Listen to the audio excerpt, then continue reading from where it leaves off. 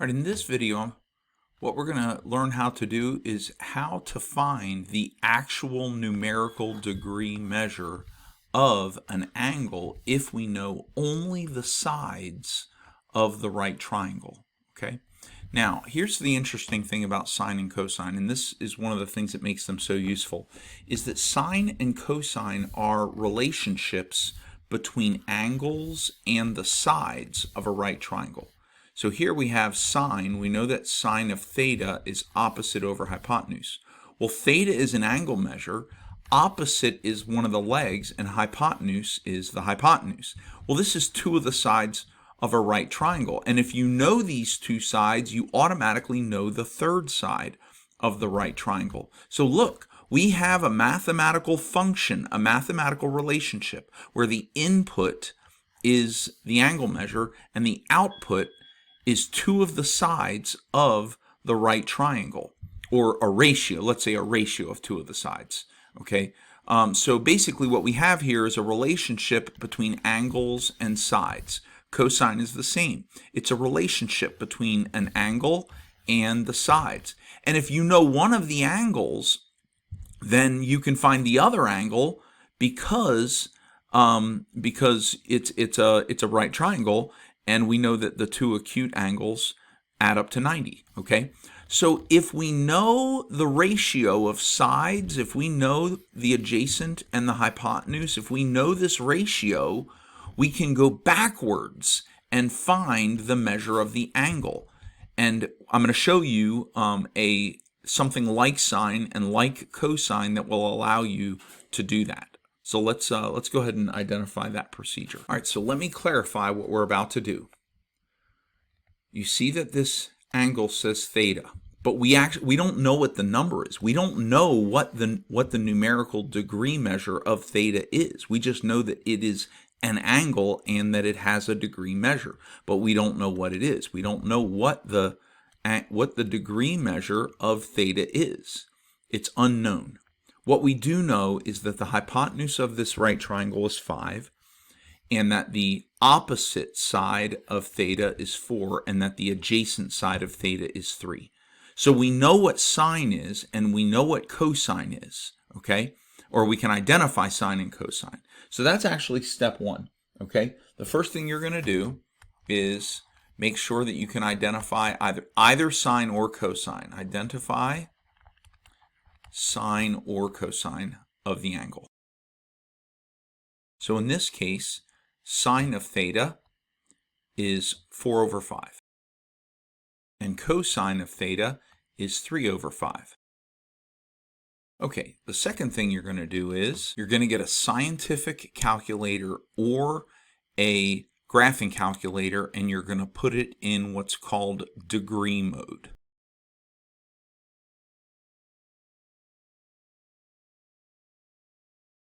Let me show you what that looks like in the NumWorks calculator. Okay, so looking here, here's the NumWorks calculator. Do you see up here where it says RAD? That's called radian mode or rad mode. We want to be in degree mode or DEG mode. So in the NumWorks calculator, we're actually going to go down. We're going to arrow down, go over to settings, and hit OK. And do you see where it says angle measure? And it says radians. That's the mode that we're in. We're in radians mode. But if we're here, and if you're not there, you can look at this. You want to be wherever you're gray, and then you're going to hit OK. And now look, it says radians, degrees, and gradians. We don't use gradients typically in high school math or college algebra or anything like that at all. We stick with radians and degrees. So come down here to degrees and hit OK. And now look, it says DEG. Now if we go to the calculator again, back to the beginning, it now says that we are in DEG mode. That's what you need to be in. You need to be in DEG mode. Let me see if I can find other examples from other calculators. Okay, this is a screenshot from a TI-84 calculator. And on the TI-84 calculator, if you hit the mode button, it gives you a whole bunch of things, and you can see here radian and degree. And you would want to if radian is highlighted, you would want to go down to radian, move it over to degree, and hit enter. Then you're in DEG mode. All right, this is a screenshot of the calculator that I use in my classroom. And there's this button called the DRG button. The DRG button, it has degrees, radians, and gradients. When you press that button, you see deg, rad, and GRD. Ignore GRD. But deg and rad. And you want to make sure that you're in DEG mode. So you'd move it over to DEG mode and then hit enter. And then on the main screen, it'll actually show down here, it'll show DEG. And that's what I mean by make sure the calculator is in degree mode. Next, we're going to find and use what is called the sine inverse and the cosine inverse features on a calculator. So we're going to look for and we're going to find that.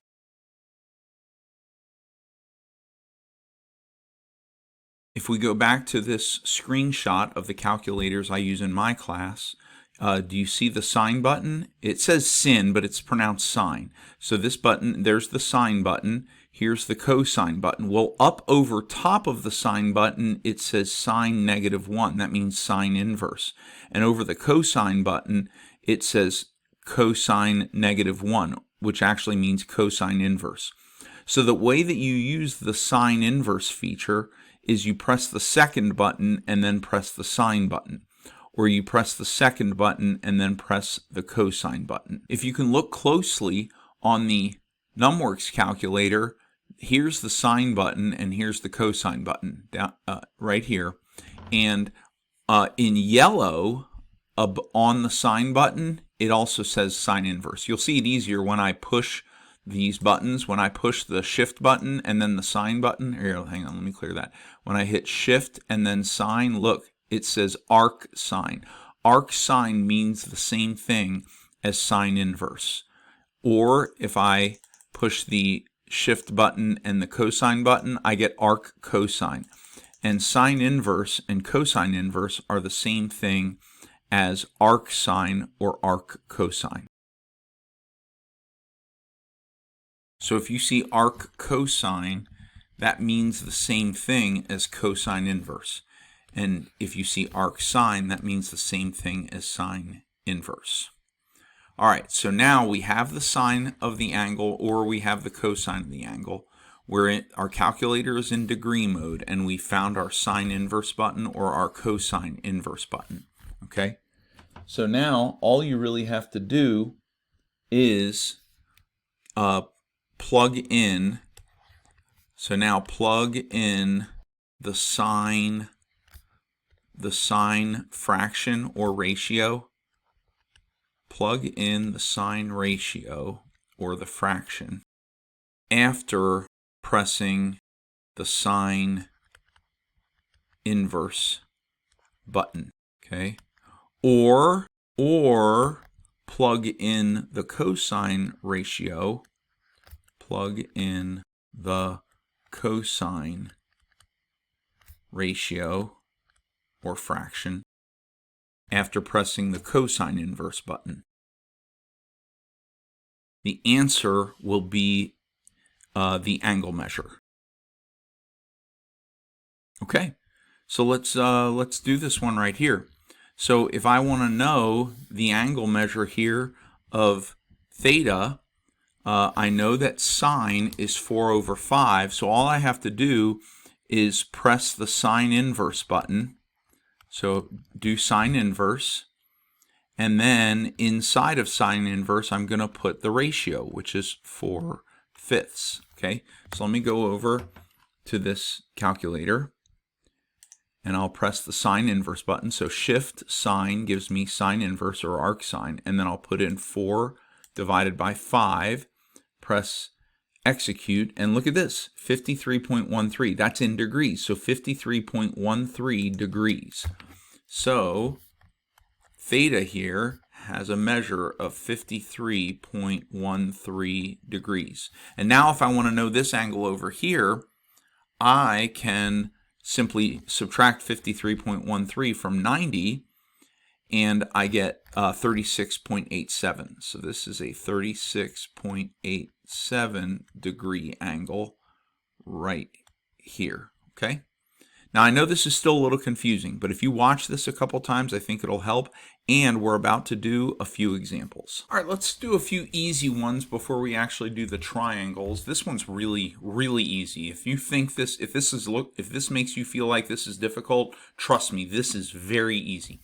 It says, what's the degree measure of angle theta if cosine of theta is 16 over 30? Well, they've already done step 1 for us. They've already given us cosine of theta, and so we know what cosine of theta is. So now we know that we have to use cosine inverse. Now this is very important. If you know cosine of theta, if that's what you know, okay, then you have to use cosine inverse. You cannot use sine inverse with cosine. You have to use cosine inverse. And if what you know is sine of theta, then you have to use sine inverse. You cannot use cosine inverse on sine. You can only use sine inverse when you know sine of theta, and you can only use cosine inverse when you know cosine of theta. In this case, we know cosine of theta, so we do not want to use sine inverse. Do not use sine inverse. We're going to use cosine inverse. So all we have to do is do cosine inverse of 16 over 30. 16 over 30. Okay? So in NumWorks, it looks like this. It looks like arc sine of 16 over 30. Okay? But I'm going to show you, I'm going to see if I can show you what it looks like in Desmos. I think Desmos will probably do cosine inverse. So here we are in NumWorks. So we're going to go to Shift Cosine, get arc cosine. We're going to do 16 divided by 30 and make sure we're in degree mode. And then we're going to hit execute, and it tells us it's 57.769 degrees, but we're going to 2 decimal places. So this will be 76 or 77. So 57.77 degrees. So this is going to be 57.77. That's a little ugly. 0.77 degrees. Now let me look it up in Desmos. Okay, here we are in Desmos. The first thing that we have to do is make sure that we're in degree mode. So the way you get into degree mode is you go over to the graph settings here. You hit the little wrench over here, and at the bottom you can see radians and degrees. We have to click on degrees. We have to be in degree mode if you use Desmos. Okay, and then what we're going to do is we're going to type cos cosine to the power of, -1. So look, now this is cosine inverse right here, cosine -1. Then we're going to go parenthesis. We're going to do 16 divided by 30. Whoops, hit wrong buttons here. 16 over 30. And you can see here it's the same number, 57.769, which rounds to 77. So it's 57.77. So you can use Desmos to do cosine inverse and sine inverse. But I want to be clear, I will not allow you to use Desmos on an exam, on a test, or a summative assessment. On those assignments, I only allow handheld calculators, but you can use it for homework at home. All right, so let's try another example. All right, so this says, what is the degree measure of angle theta if sine of theta is 8 over 22? Okay, so which are we going to use, cosine inverse or are we going to use sine inverse? This says sine of theta. That means we can't use cosine inverse. We have to use sine inverse. So our ratio is 8 over 22. It's really simple. First, you push the button in the calculator for sine inverse. Then you use the ratio for sine, which in this case is 8 over 22. So 8 over 22. Now we can do this. We'll do it in both. So we'll do it in NumWorks. So we'll hit Shift Sine 8 divided by 22, which gives us 21.32. So that's 21.32 degrees.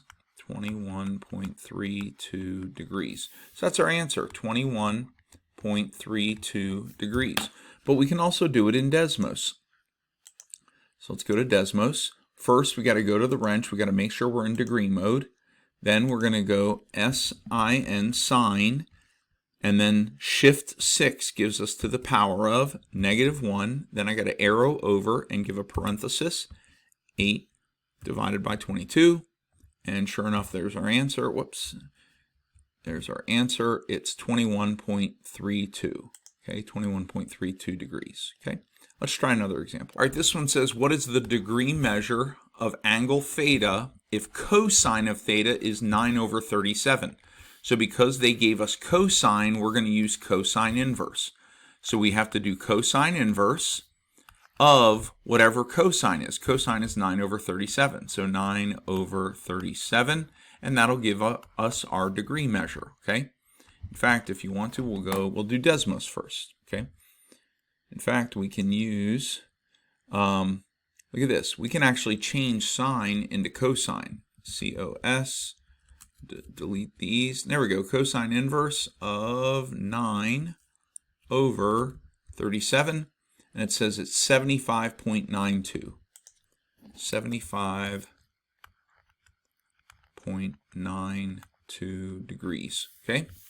75.92. But we can also do that in the NumWorks calculator.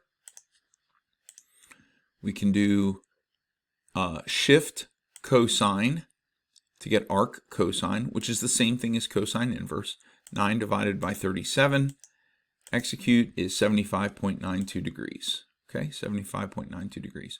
All right, let's do one more example, and then we're going to do the ones where we have to find sine and cosine on our own. All right, this says, what is the degree measure of angle theta if we know sine, and sine is 12/37? Okay, so since we know sine of theta, we have to use sine inverse. We can't use cosine inverse.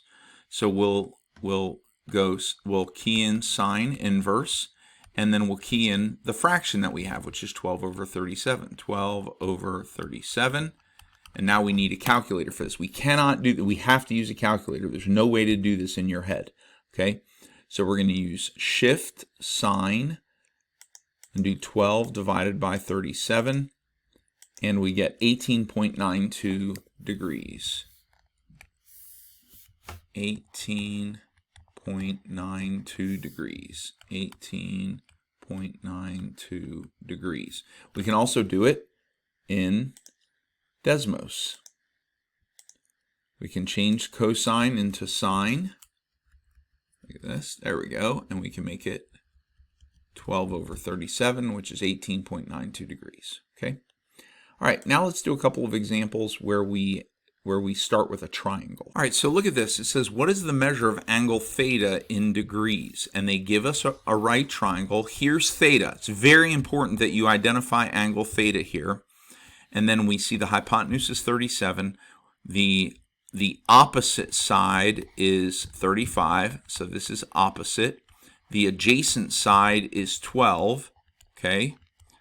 So we can identify sine. We can see that sine of theta is opposite over hypotenuse. That's 35/37.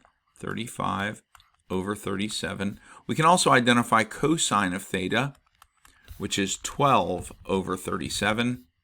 12/37, because that's adjacent over hypotenuse. And so now if we want the angle measure in degrees, we just need to do either sine inverse or cosine inverse. Well, one of the reasons people might get this wrong is because they don't know which one to do. And the answer is, it doesn't matter which one you do. You get to pick. Use sine inverse. If you decide to use sine inverse, you have to use 35/37. If you choose to use cosine inverse, you have to use 12/37, because cosine inverse goes with cosine and sine inverse goes with sine. And I'm going to prove to you that they're the same answer.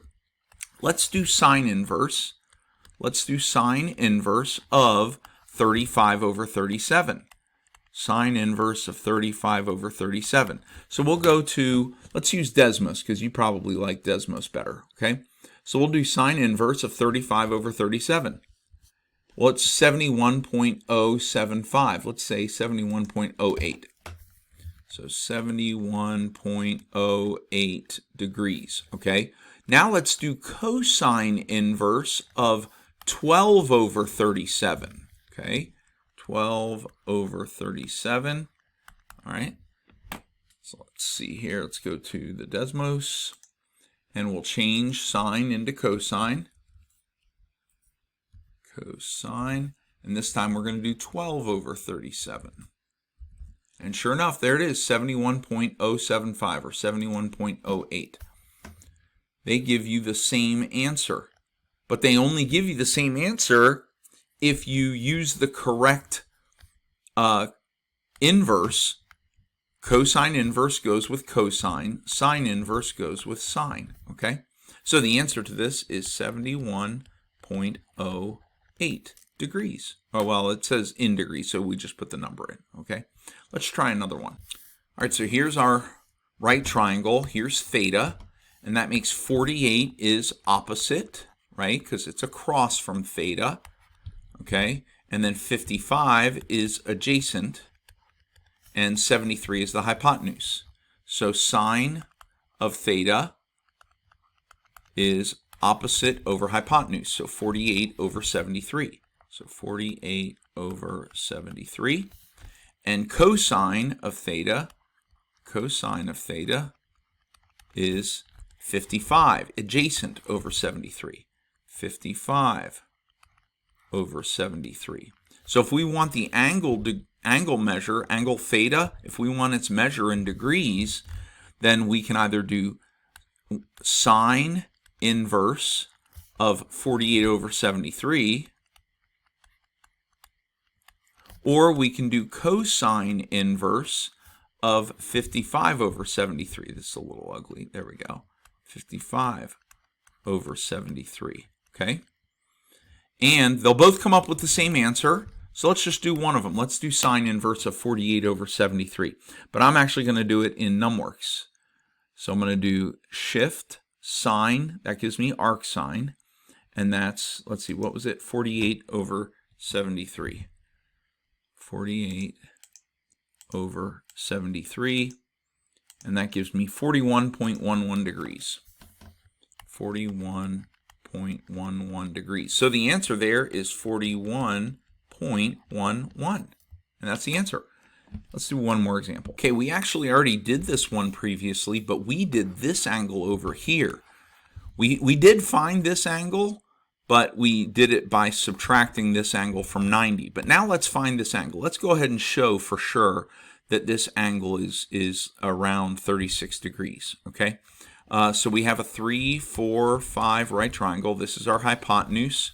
Theta is here. That makes 3 the opposite, and it makes 4 the adjacent. Okay, let's do it with cosine this time. Just cosine. Let's not identify sine at all. Let's just identify cosine. Cosine of theta is adjacent over hypotenuse, so that's 4/5. And now to find the angle measure in degrees, we just have to do cosine inverse of 4/5. That's it. Cosine inverse of 4/5. And so I'm going to go to NumWorks again. I'm going to do shift cosine 4 divided by 5, execute 36.87 degrees. 36.87 degrees. So in the box, I'll just write 36.87, and that's the end. Okay? And it really is that simple. I think if you're working on problems that look like this, you may want to have this video open at the same time and slowly run the video while you're working out the problem, and work out the problem exactly in the same way that I worked them out in this video. And I think after 3 or 4, maybe 5 or 6 examples, you're going to be in really good shape.